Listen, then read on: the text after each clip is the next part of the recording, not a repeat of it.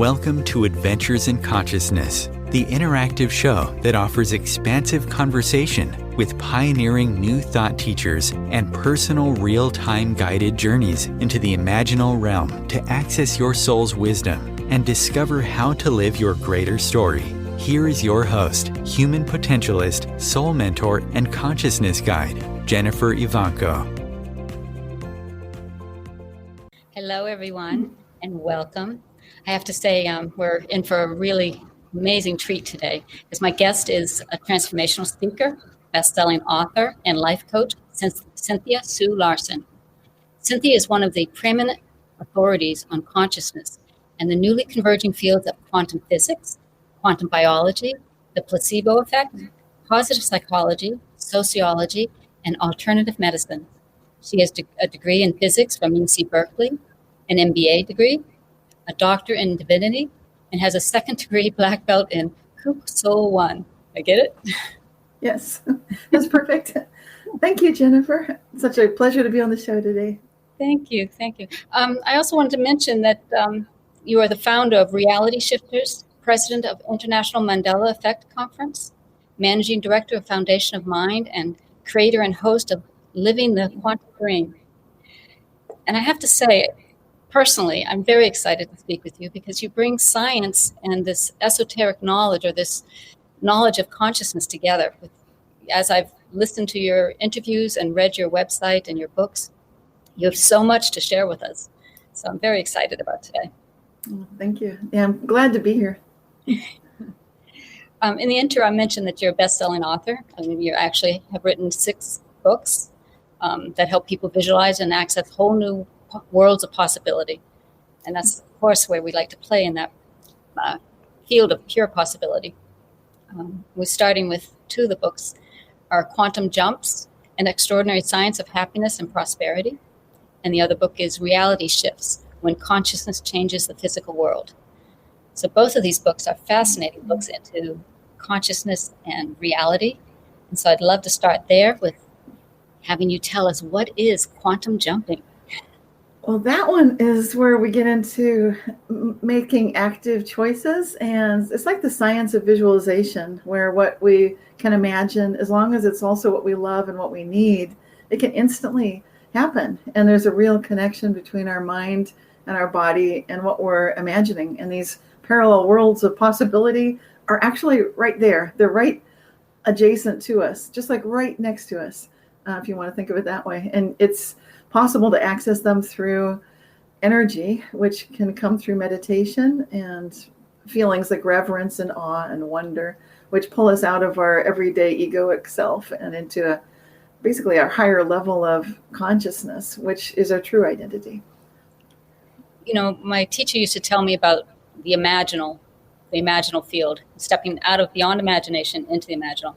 And you also just mentioned that we have to be in that space of reverence and possibilities, but still. So can you speak a little bit about how you actually do this jumping from Yes. that? Well, physicist John Wheeler talked about this being a participatory cosmos, and it really is. There's also now a majority of physicists that understand that we live in a sort of this, what do you call it? A superposition of states is what it's called. It means that we're simultaneously aware of multiple realities. And so the way that we access this is really, I talked about lining it all up. That's where we get our best results.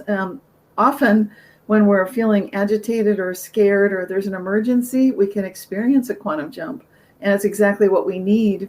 And this is how people sometimes notice that they escaped an impossible to escape situation, which makes no sense logically, but somehow, for example, a vehicle went right through them. They traded places in a narrow tunnel, for example. This sort of thing happens a lot more than people realize. And it brings up this idea of quantum immortality sometimes, but it's just a basic quantum property.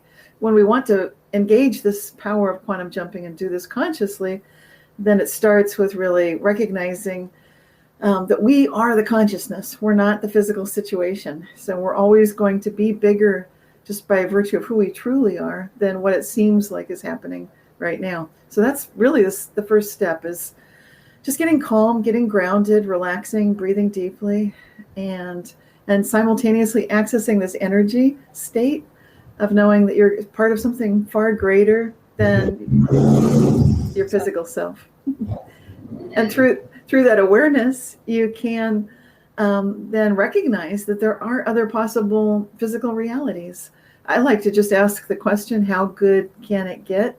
With the feeling for all concerned. I don't want to keep things too narrow. I like things to be optimal for everyone whenever possible. I love how you said we are the consciousness. And I've heard that so many times, but the way you just said it takes on something bigger, that we can choose our matter, our reality. Right? Yes. Yeah, to me, that's the key, is accessing that feeling of, for me, it's reverence. It's that I can be thankful, I can be grateful, I can be joyful, and then for me personally, when I get to that feeling of reverence, like just that awe and wonder and feeling of, wow, this moment right here is enough. There are so many gifts in this moment right here. And just letting myself feel that, opening myself up to that ultimate reality, which I think somehow we block ourselves from, because we just get blinded with what we think is happening. Well, and it brings in a whole new thought of free will or a choice. If we can get into that state and then observe where we are, then maybe you can shift. Right. It starts with that awareness that there are this, like I said, an adjacent possible reality where you have the money that you need, where the problem that you're so worried about is not a problem. That adjacent reality is just right next to you. It's just allowing that you can relax. Often we're anxious, we get nervous, understandably, because we're very vulnerable animals. We're in human bodies, and so we clearly are born vulnerable, and frequently throughout our lives we feel like possibly we could adopt sort of that victim feeling, and it's not where we want to get stuck. So we don't want to stay feeling grief and sadness or anger, or also people sometimes get into that state of feeling afraid for others and trying to save the world. But all of that's unnecessary. There's a deeper reality, and it's experiential. So I'm actually talking about that a lot here, because it seems like that's the real key that people need the most to understand. That the meditative practices that are so frequently recommended are very valuable and are the foundation for all of this. And that's my background is meditation. However, I think what you're bringing to it too is that way to understand it scientifically, because we still have to train the mind to manifest what we want. And so you have to have a belief in what you're trying to create. Well, I think it's easiest for people to know that something's already there, that it's like there is a reality where your body knows how to become healthy. Regardless, it doesn't matter what the doctor just told you. It really doesn't matter. I know people think like, well, the doctor just said this. That's true. But I've seen so many cases where it doesn't matter what the doctor said, including broken bones being healed again, cuts vanishing instantly, cancer vanishing inexplicably. Now, these are often called just anonymous. What's the word for it? It's not anonymous. I think they want to stay anonymous in these events, but it's more like it's anomalous. So it's something that a doctor can't explain, and to them it's something, well, that just happened. But it is a valuable case study. It's not something that didn't happen, and it's happened to so many people that I know personally, as well as myself, that I can't just keep dismissing it and pretending these things don't happen. Some people call them miracles, but spontaneous remission is real, and it has a quantum, construct to it. To me, it makes sense from that quantum way of thinking. And that's beautifully, that gives us the thread to follow to make it real, having this new science that's coming out. Yes. I want to back up just a little bit, because, a lot of people are having experiences now, and they're trying to understand, is this real? Is this not real? And I think of you as a child, or when you first experienced this, how did you know, or what was your first experience? And then how did you know it was real? Yeah, well, it was sort of layers of knowingness. When I came into this life, I did have memories of being a being before this life, which makes it easy for me to know that I'm consciousness. So that's something that I realize a lot of people don't have coming in. They don't have that born aware kind of a feeling. Actually, a lot of people do have it, but it doesn't get reinforced in our culture. And so, but I think that was a valuable part of my personal upbringing. And then for me personally, I noticed that I could think things like stop rain, start rain. And if it was just me, I had this oneness with nature, where it's like weather was just was me. The world was me. I was at ease with animals like bees and insects, and I was not afraid of getting bitten by dogs or stung by bees because I felt like there was an affinity that I had with everything around me. That I could feel the consciousness that we shared. I could feel it with rocks, with the weather, with everything. So that's a little different about me. And obviously, I think that helps. I think if you've got that, great. Then you're probably, that probably is some kind of an advantage here. But then I would notice that things I really needed, they would happen. And it started occurring to me that this is more than chance, that if I really need something, if it's just the right amount of money or just the right amount of time or whatever it might be, these things would be there. If I didn't really need it, then maybe not. So this was a very interesting part of my spiritual path as well, recognizing that when we have that sense of reverence, that we're gifted with everything we need. And maybe some things we love and they're not with us right now, but we can still love them from afar until we're together. And so it's kind of cool. You know, you talk a lot in your books about these quantum jumps and being able to choose, like your question you like to ask, how good can it get? As you're talking about being aware when you were born, we actually can go and shift our past as well. So we can step into that life where we were aware and repattern what's happened since, and recapture that being aware.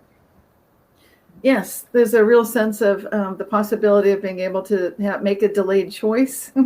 So you can choose something after the fact, and that's a phrase from quantum physics where they have experiments, the quantum eraser experiments and delayed choice experiments.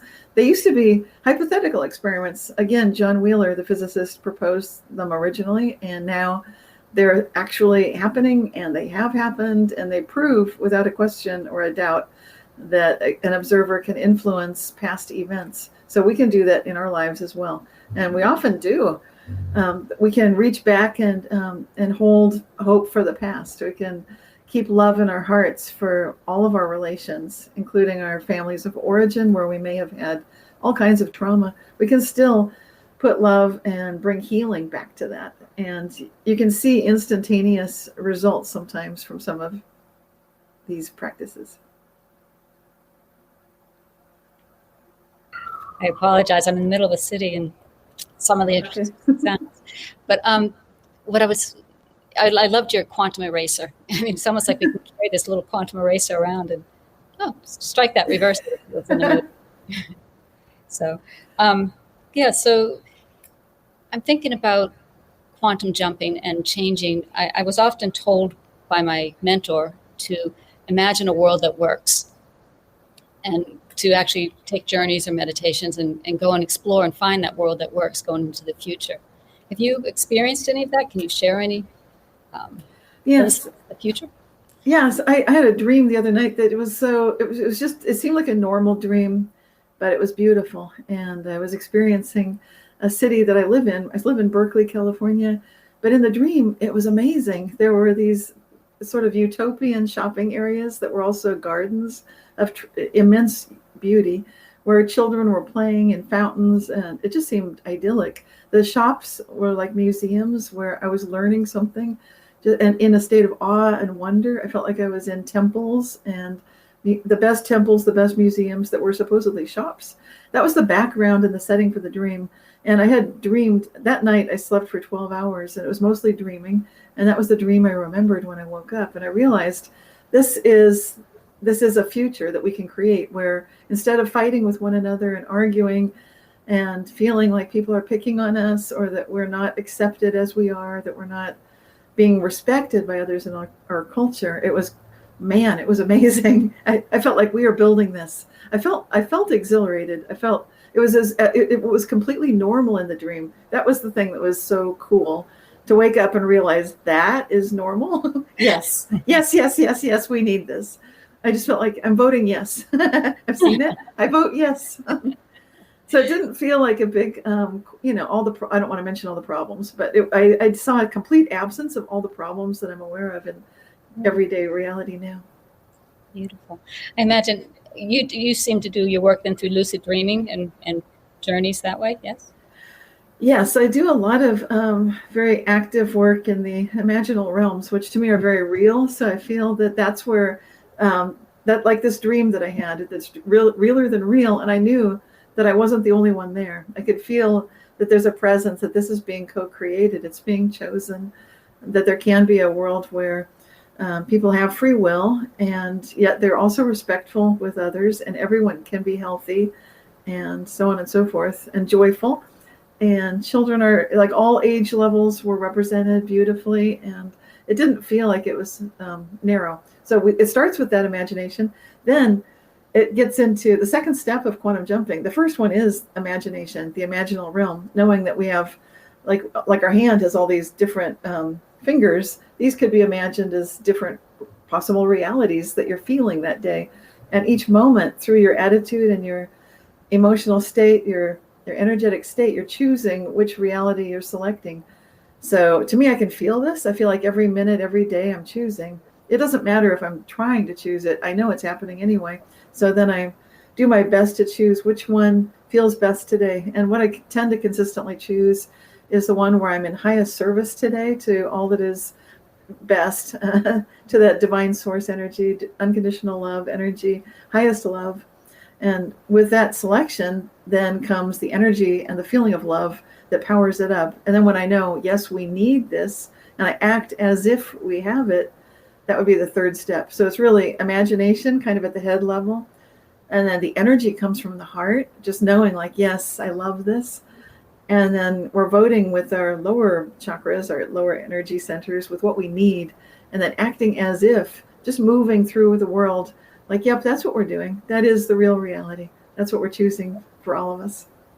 Beautiful. I love that structure, of waking up and definitely moving with that sense of feeling.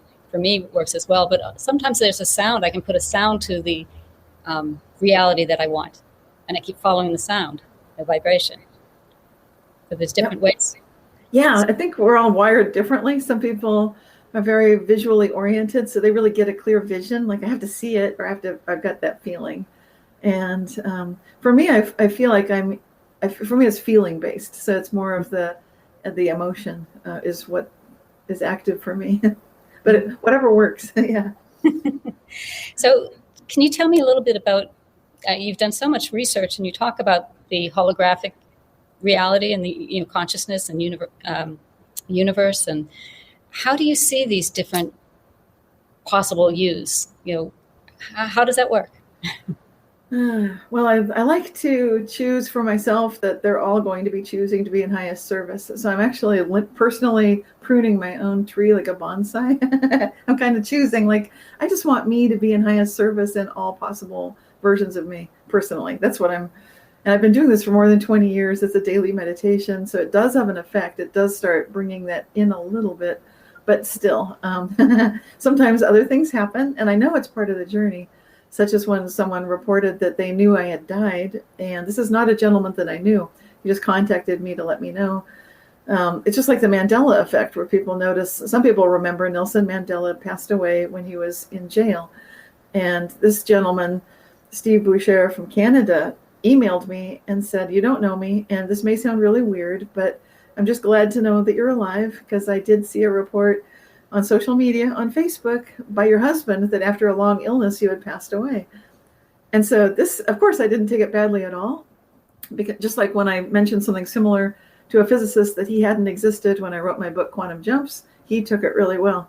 He's a world-renowned physicist working. So yeah, he just like, yeah, of course. And I'm like, really? and he wanted an autographed copy of Quantum Jumps. So I was like, cool. I'm glad he didn't take that badly, and I didn't take this badly. Instead, I asked, okay, give me the details, Steve. Let me know. When was this? Any details at all? That's how I found out it was Facebook and so on. He gave me the year, the time frame. And I was curious because it did dovetail with a time in my life when I had been very sick. I had pneumonia that was starting to get worse. And then there was a turning point where it just cleared up. But it might have, I guess in some realities, it didn't clear up and I did pass away. So then I put the question out to lots of people through my newsletter and social media. Anybody else notice this? And I did get about a dozen responses from around the world. There was a woman in Denmark and people just all over the place saying, yes, they'd seen me pass, that I had died. And various people had talked about it. Rupert Sheldrake had mentioned me as having passed away. And that's how the woman in Denmark found my work. And then she found out I was alive and was thrilled, like, oh, good, you're alive. Rupert Sheldrake said you were dead. So very funny. Funny now, but yeah, so these things are interesting. I was going to say, it's so interesting and so easy for us to just write it off as a Facebook, something somebody put up there. But if we start feeling into it, there's more. There's a lot more. Yes. And it can be quite wonderful. I think what the gift is, the potential of the gift is that we don't have to be afraid of anything, that we can start having a great deal more trust and being more joyful and just fun, having fun with life. Going for that higher frequency note, that that good sound, or that good feeling.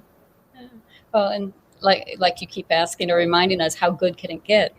Yes. I think that's an important key is we get conditioned to be in the reality that we're on right now, and then how do we make that jump to start seeing possibilities?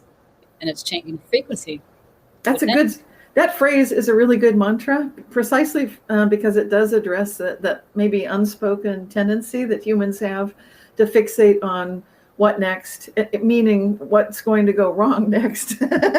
And I don't know if that's true everywhere in the world, but in some cultures it's quite prevalent, and it would be good to start tipping things in a positive direction, away from what next to how good can it get, and let's see what that can be. Yeah, and finding that world that works, as Jean Houston always says. Let's find the world that works. There are lots of them, yeah. So it becomes this dance. It's like enjoying lots of music and finding which ones that you most enjoy. To me, it's very natural, like a tree, like it grows. And at each decision point, we could make a choice. And often we don't notice that we're quantum jumping every time we do make a choice, that is a quantum jump, that it's happening constantly. And it's how nature operates too. And we can see evidence of it in some of the things that happen with mutations and the way that organisms evolve and so forth. You talk about, you said the 5, like your fingers 5, and I kind of see as in a spectrum of realities, that we're moving through. Yes. But there's also infinite possibilities. You can't even number, right? One decision point is like 5 choices in that second, and then the next second, here's another 5. So it's like an explosion, So of course there's an infinite number, but it doesn't. Usually we can only handle maybe 1 or 2 things in any given moment. So for example, yeah, go ahead. No, please. Well, my family, we had a dog that was getting elderly, and he was getting cataracts in his eyes, and I noticed that, and I realized that's a decision point, right? I'm observing. I know that I can observe from that level of joy, or I can go into that fear. If I stay in the fear, then we've locked in and kind of quantum locked, or quantum Zeno effect locked that situation. Then the dog does have cataracts. But I know I can choose other than that. So I choose other than that because I feel like I can imagine other. So it's 2 choices in that given second for me as I'm with the dog, and I'm thinking, okay, so the dog does not have cataracts, our dear beloved dog. And so I hug him, look at his eyes. They're clear, perfect. And then a little while later, my husband says to me, I've got bad news about the dog. And I say, oh, is it his eyes? Yes. And I said, cataracts? Yes. And then I remind my husband, well, you know how this works. He can have cataracts, or maybe he doesn't. We can choose. So I go through all that. Okay. And fine. He's fine. Then my daughter says bad news about the dog, and it's her dog. And I'm like, oh my gosh. So then at that point, yes, but you know how this works, is yada, yada. So we get to the same place, but that's 3 of us, each of us with 2 choices at those 3 moments. and then 3 of us locking it in. The dog does not have cataracts. And so we all got to see that reality. We all got to talk about it. And then 3 different times with 3 of us, we all voted he's fine. And of course he was fine. And he lived on to, great old age with great vision. No more cataracts coming in at all. I love that. That's an example of projections, how we can project onto the experience of the dog, but also the collective, how important it is for the collective to, how good can it get has this mantra that we need to share and create a different collective. Yeah, it's a great one to just write it down, put it in your refrigerator, put it in your wallet, put it on the visor of your car, put it everywhere. Because it's extremely empowering and energizing, and it has the ability. It doesn't matter if things are already good. Ask it anyway. How good can it get? And if things are kind of like, well, it's okay. It's things are all right. Then of course, ask how good can it get? And if things feel like this is a mess and there's no way that we can even get out of this, definitely ask how good can it get? Beautiful. So, Cynthia, let's take a moment now, and I'd like to go to break. You are listening to Adventures in Consciousness, the conversation. And please stay with us because we will have more with Cynthia as soon as we return. Real Conscious Connection. OMTimes Radio. IOM FM. OMTimes Magazine is one of the leading online content providers of positivity, wellness, and personal empowerment. A philanthropic organization, their net proceeds are funneled to support worldwide charity initiatives via Humanity Healing International. Through their commitment to creating community and providing conscious content, they aspire to uplift humanity on a global scale. OMTimes, co-creating a more conscious lifestyle. Hello, I'm Sandy Sedgbeer, host of OMTimes Magazine's flagship radio show, What is Going On? My passion is sifting through information, research, and innovations from new thought teachers, speakers, and researchers pushing back the boundaries of what we know about life, energy, metaphysics, and the universe.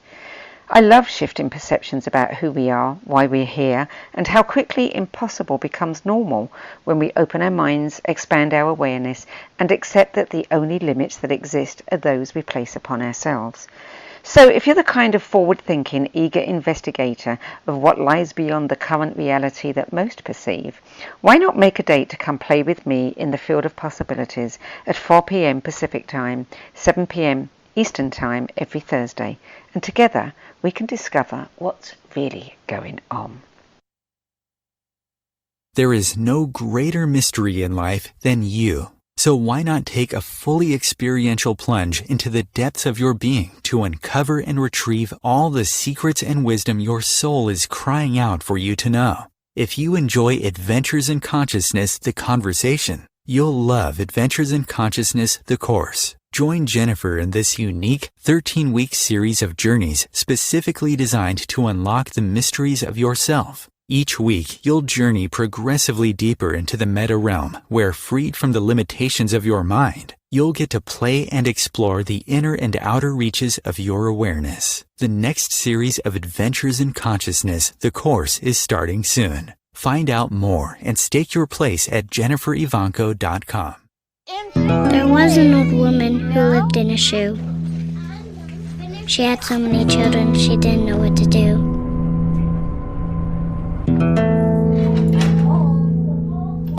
She gave them some broth without any bread and kissed them all soundly. Lights out. Good night. And put them to bed. Hunger is a story we can end. End it at feedingamerica.org.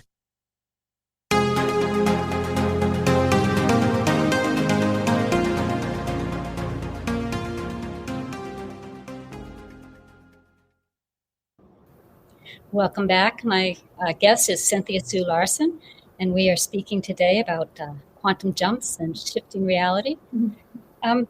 I know we started to touch on it a little bit, but I'd like to hear a little bit more about what you see as reality, the quantum field and the multiverse.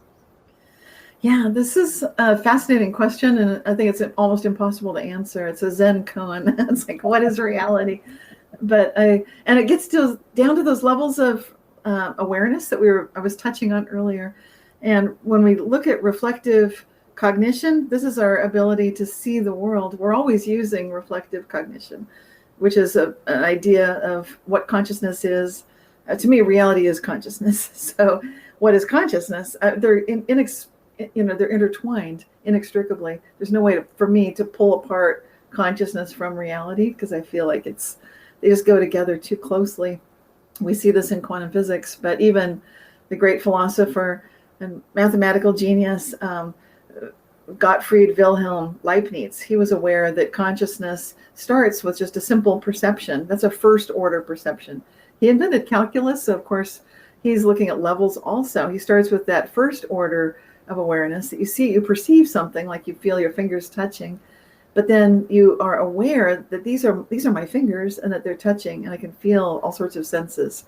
So to get into what is reality, we assume that it's what we can measure, that it's what we know with our five senses and so forth.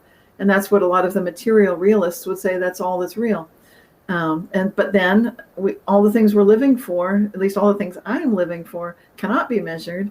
That would be things like love and joy and relationships and these things that are intangible, ephemeral, sort of very difficult things to pin down. But I do have a perception of them. And it's a higher order, higher level reflective cognition of what they are. So reality, therefore, I know that it's much more than just what can be measured. So it's much greater than what we can probably ever in this lifetime fully know. And that's okay. So it's interesting, you have such heavy degrees with physicists and your MBA, and I'm sure working in a world with scientists who are really concrete. What can I measure? What is real? Even the metaphysical ones are very locked into that paradigm because they're raised with it. It's so ingrained. It's amazing. Well, and you were born with that awareness of something other, so outside of this reality, that we try to test and solve the answer from here. Yes. You have to go out. Well, there's another great physicist, Michael Talbot, that wrote the book, The Holographic Universe. And he was also, like me, aware that there's a lot more going on because he was witnessing psychokinetic effects in his home when he was growing up. And it was attributed to ghosts in the house, I think. But for whatever reason, he saw lots of phenomena. That was a different kind of experience. But through my life, I've met my future self. Really, she came into my room, talked to me. I actually spoke out loud to her, apparently, because it alarmed my father. I was a teenage girl, and it was late at night. And so he was wondering, who is she talking to? This is before cell phones. It was the 1970s. So he opened the door and he said, "Are you okay?" And then I realized I was talking out loud to I didn't know what to say.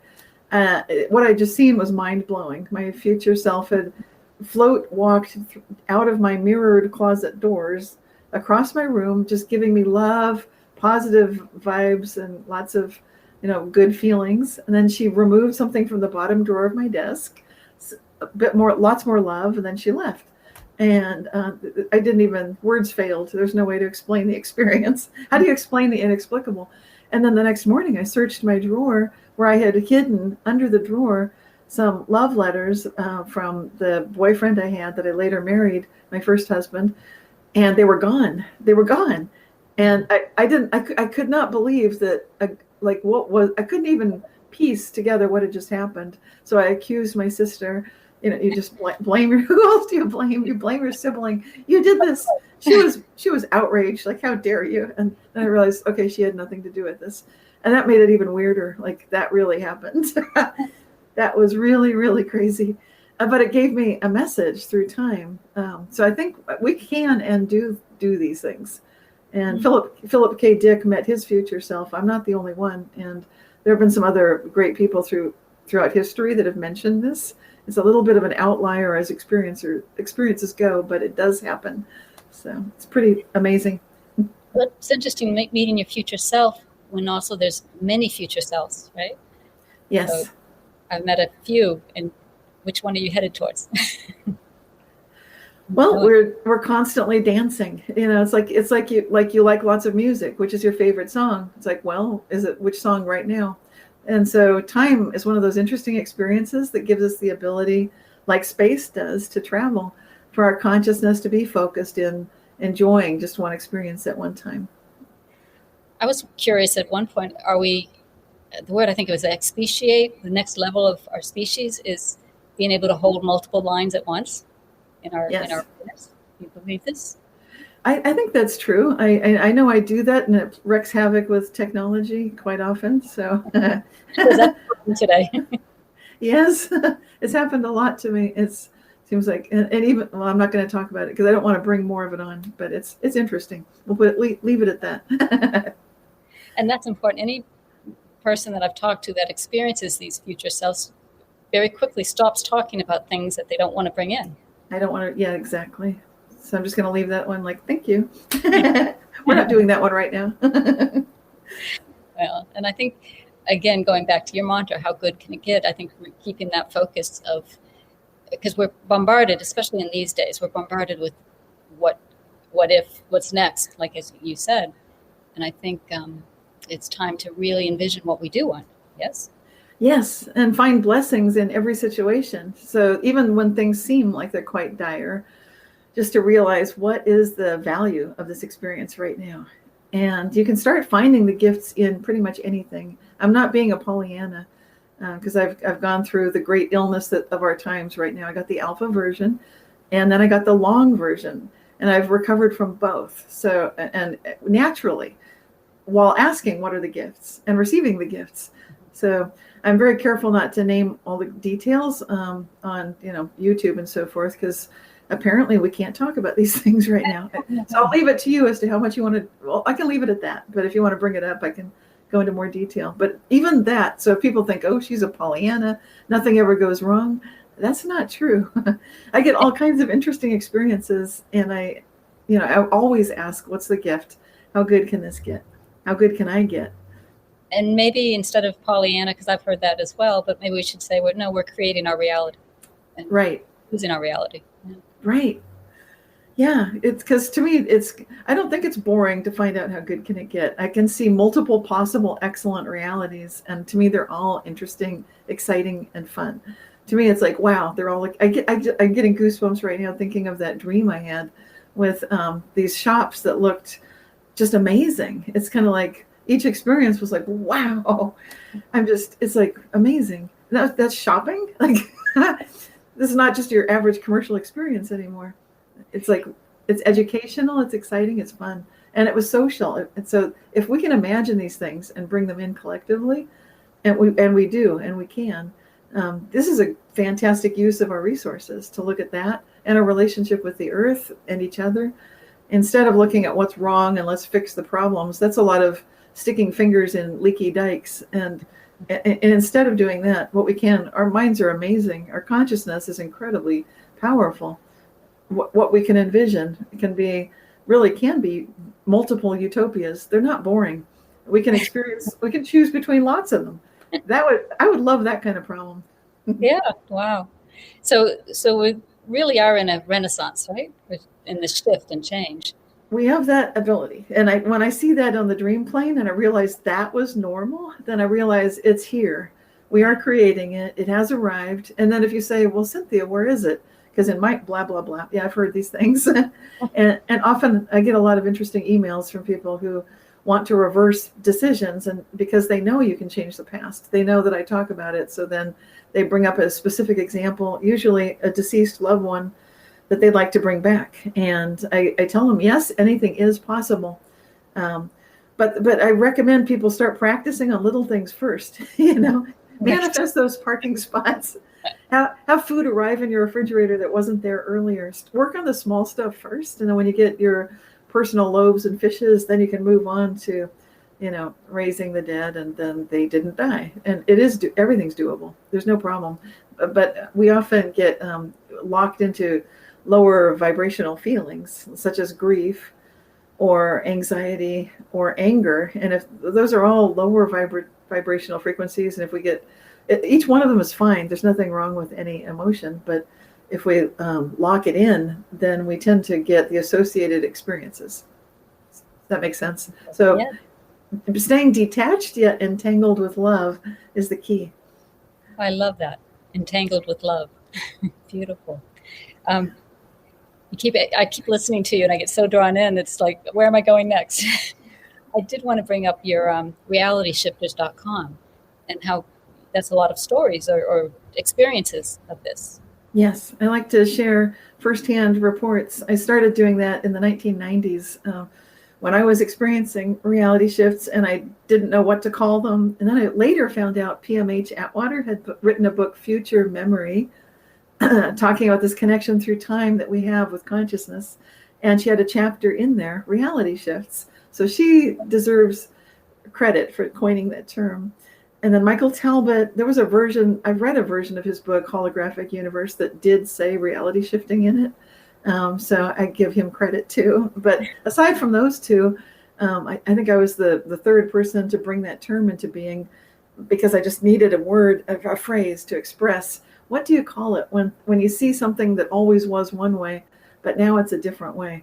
And this phenomenon includes everything from missing socks, when you run the laundry and they go in but they don't come out, or when you're in a hurry and you can't find your keys and you know where you put them and they're not there.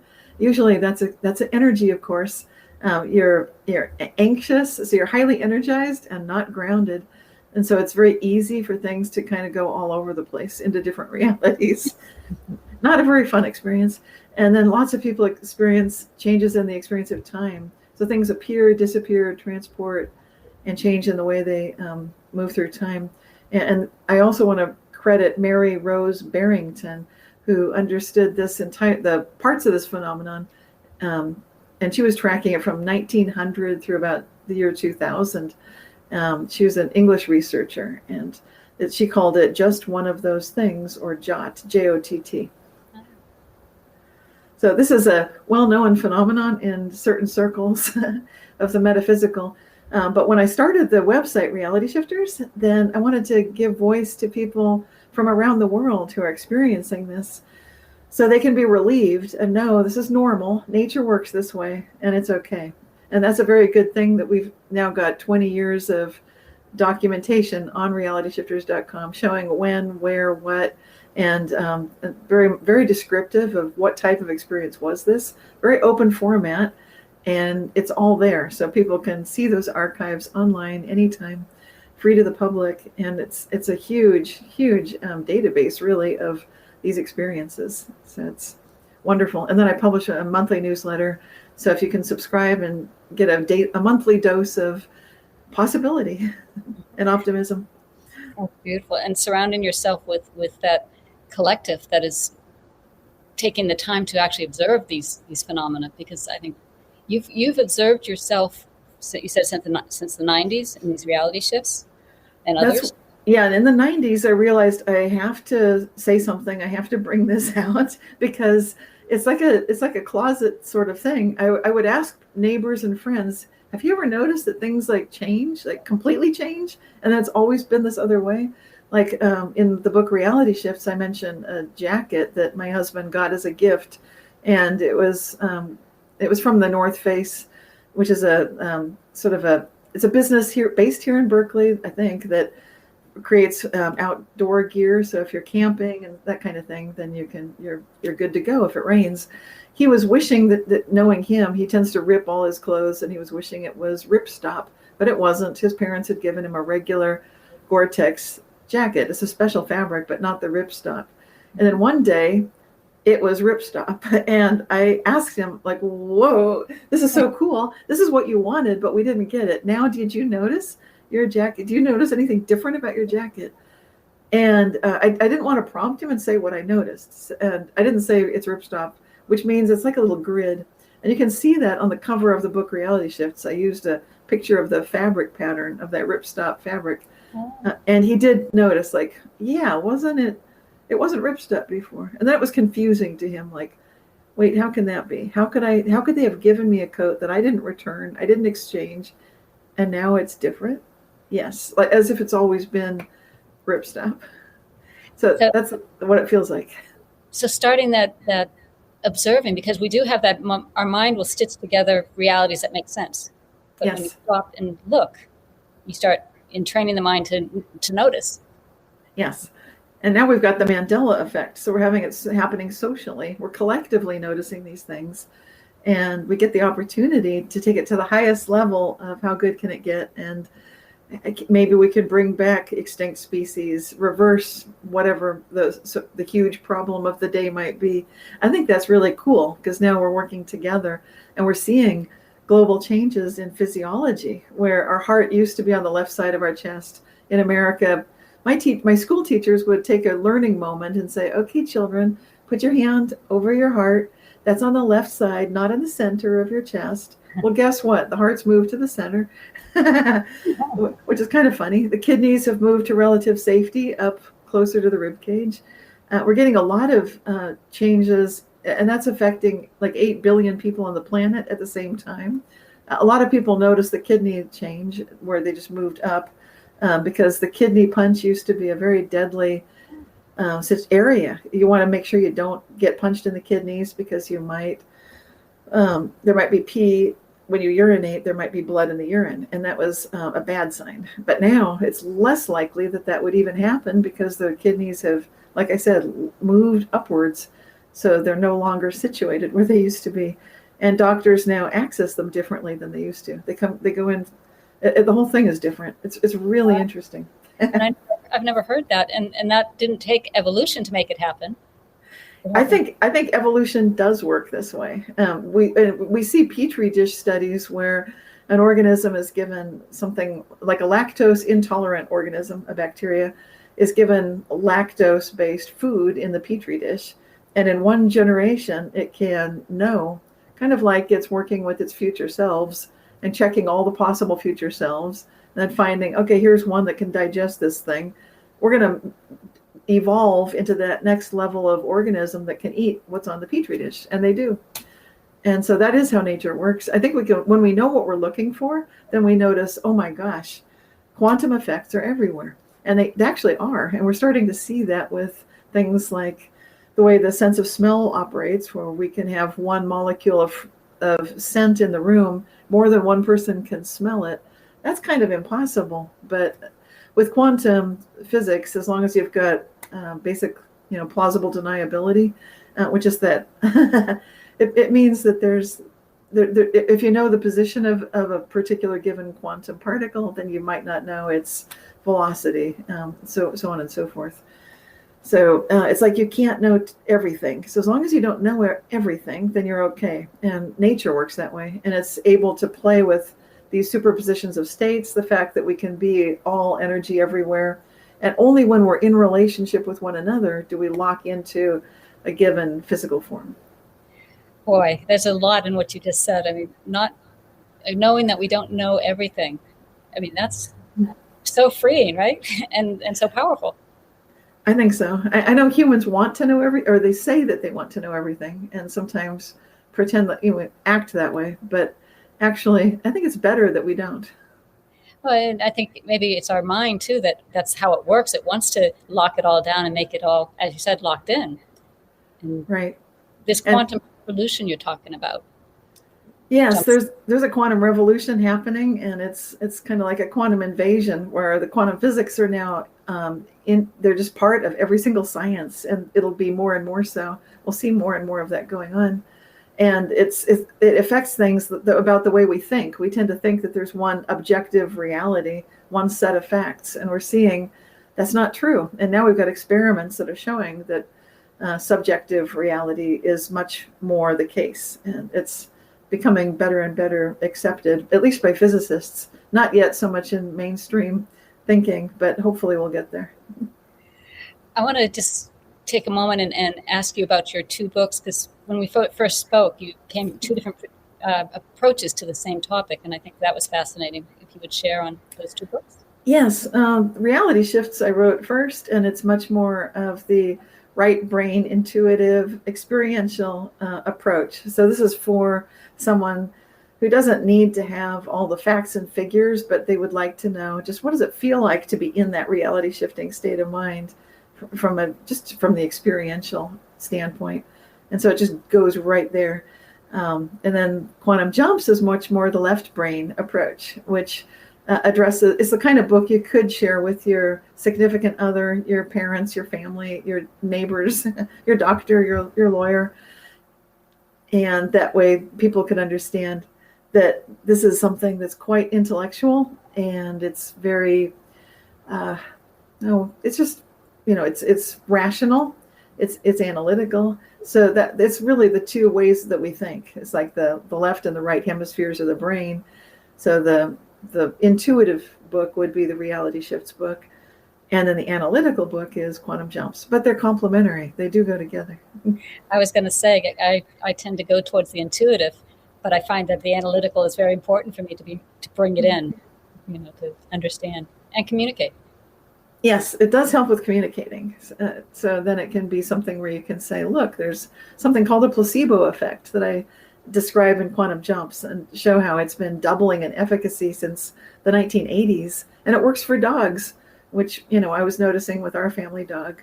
So we didn't even do a treatment, my family, because we know we don't need a treatment. We've seen enough things. It's like, we're just going to do that thing we do. We're going to choose the other reality. So we don't even need some like, oh, we're giving the dog this special eye drop.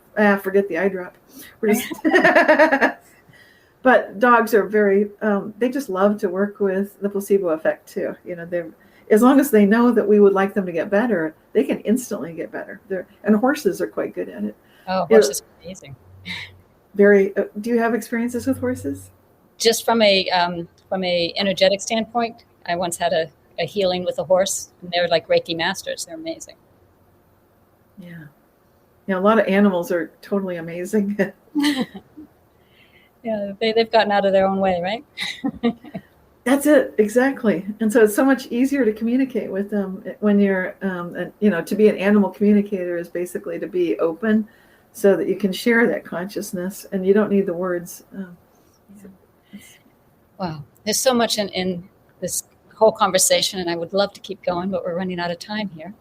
I do want to mention again, you mentioned the collective you have with your family and being able to work with the dog, and together you have that mirror of it working outside of yourself. So something like your Reality Shifters community or your newsletter would be so valuable for people to get that confirmation. Yes. And we've also got, I do a YouTube channel too. And so people can subscribe to my YouTube channel. And with International Mandela Effect Conference, we're doing monthly events. So it's another opportunity where there's a live stream. And like you said, community really helps. Especially now with everything that's going on, it's choosing your community to make this a better place. Let's choose our world. Yeah, let's create a good one, or lots of good ones. Yes. Thank you so much, Cynthia Sue, for joining us today. Thank you. I really encourage you to pick up her books. That would be Quantum Jump and Reality Shift, and she has 4 others. I also encourage you to check out her website, realityshifters.com. On another note, I have a experience with a free meditation I'd like to share with you, and I would direct you to my website at www.jenniferevanko.com. We have a countdown to a new beginning where we start playing with the territory of time. And actually, I want to talk to you about that with you about time as territory at some point, so we'll have to have you back again, I hope. Oh, I'd love that. Thank you so much. Thank you. So, very good. And thank you so much for joining us, and be back in 2 weeks.